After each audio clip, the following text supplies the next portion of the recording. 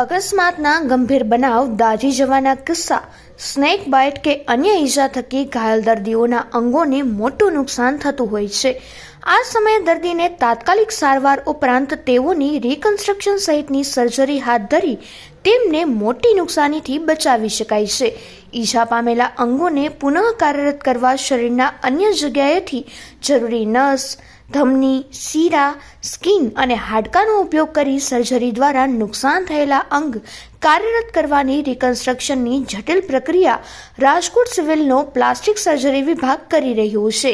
આ સર્જરી જો કોઈ ખાનગી હોસ્પિટલમાં કરવામાં આવે તો પુષ્કળ નાણાં ખર્ચવા પડે છે, પરંતુ રાજકોટની સિવિલ હોસ્પિટલમાં નિઃશુલ્ક ઓપરેશન થકી અનેક દર્દીઓને જાણે નવું જીવન મળ્યું છે.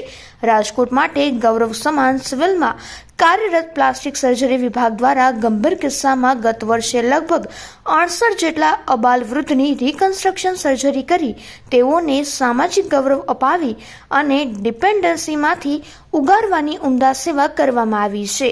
આ સાથે વર્ષ 2024 દરમિયાન ટ્રોમા, એક્સિડેન્ટલ, કેન્સર, ખોડખાપણ દૂર કરવાના 6779 દર્દીઓની નાની મોટી સર્જરી હાથ ધરાઈ હતી, જ્યારે કે ચાલુ વર્ષે માત્ર જાન્યુઆરીમાં 586 સર્જરી કરી હોવાનું વિભાગના હેડ અને સિવિલ અધિક્ષક ડોક્ટર મોનાલી માકણિયા દ્વારા જણાવવામાં આવ્યું છે. પ્લાસ્ટિક સર્જરી વિશે બેસિક જાણકારી આપું તો પ્લાસ્ટિક સર્જરી ખૂબ જ વાસ્ટ વિષય છે. એમાં ટ્રોમા, બર્ન્સ, રિકન્સ્ટ્રક્શન, ઇન્જરીઝ, કોન્જેનાઇટલ ડિફોર્મિટીઝ એટલે કે જન્મજાત ખોડ તથા માઇક્રો સર્જરી અને કોસ્મેટિક સર્જરી આટલા વિવિધ ભાગો હોય છે. ગવર્મેન્ટ હોસ્પિટલમાં કોસ્મેટિક સર્જરીના દર્દીઓ ઓછા પ્રમાણમાં આવતા હોય છે, પણ ટ્રોમા અને એક્સિડન્ટ, કોન્જેનાઇટલ ડિફોર્મિટીઝ જેવી કે જન્મજાત ખોડખાપણ એના દર્દીઓ ખૂબ વધારે પ્રમાણમાં આવતા હોય છે.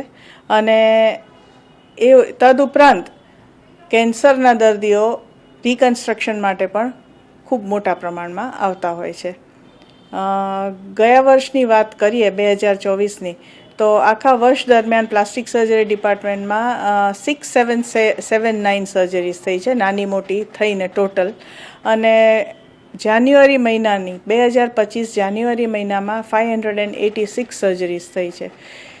આ ડિપાર્ટમેન્ટમાં હું પ્રોફેસર છું, મારી સાથે એક આસિસ્ટન્ટ પ્રોફેસર છે અને 2 પ્લાસ્ટિક સર્જરીના રેસિડન્ટ્સ કામ કરે છે.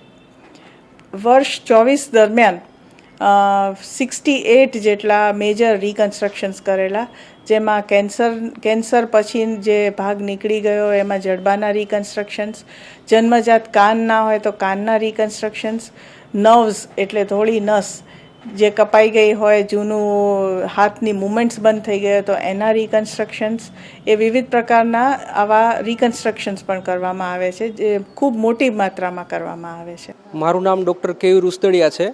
હું પ્લાસ્ટિક સર્જરી વિભાગ સિવિલ હોસ્પિટલ રાજકોટમાં રેસિડેન્ટ ડૉક્ટર તરીકે ફરજ બજાવું છું.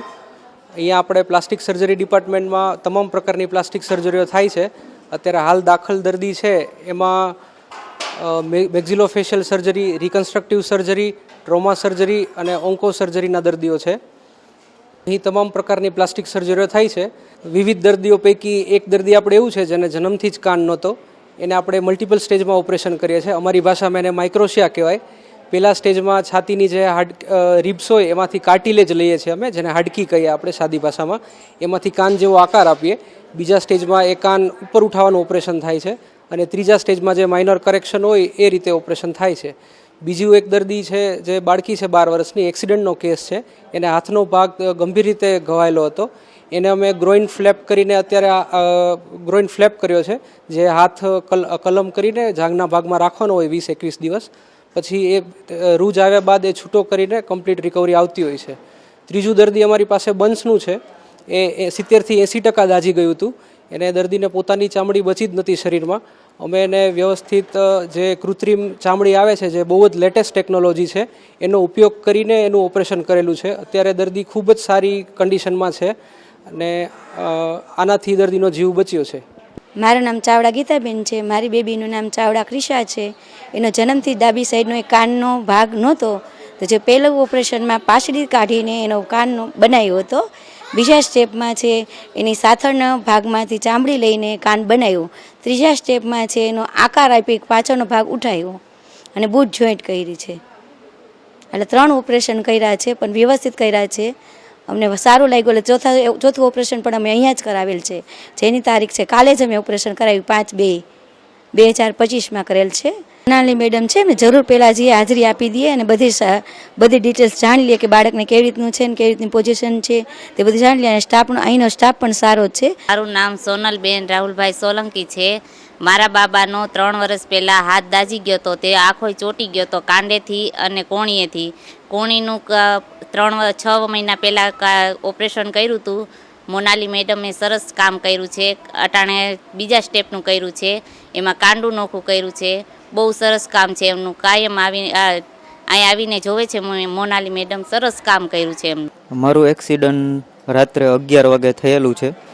ત્યારબાદ મને સારવાર માટે અહીંયા સરકારી હોસ્પિટલમાં લઈ આવ્યા હતા અને પહેલાં મારું હાડકાનું ઓપરેશન કરવામાં આવ્યું હતું અને ત્યારબાદ મને અહીંયા આપણે પ્લાસ્ટિક સર્જરી વોર્ડમાં દાખલ કર્યો હતો. ત્યારબાદ મારું ગંભીર ઈજા થવાથી બંને પગમાં પ્લાસ્ટિક સર્જરી કરેલી છે. અને બીજા નંબરમાં કે પ્રાઇવેટમાં જવાથી ખર્ચો વધી જાય એમ હતો, એટલે અમે સરકારીમાં વહી આવ્યા, કેમ કે સરકારીમાં અત્યારે સુવિધા પણ સારી છે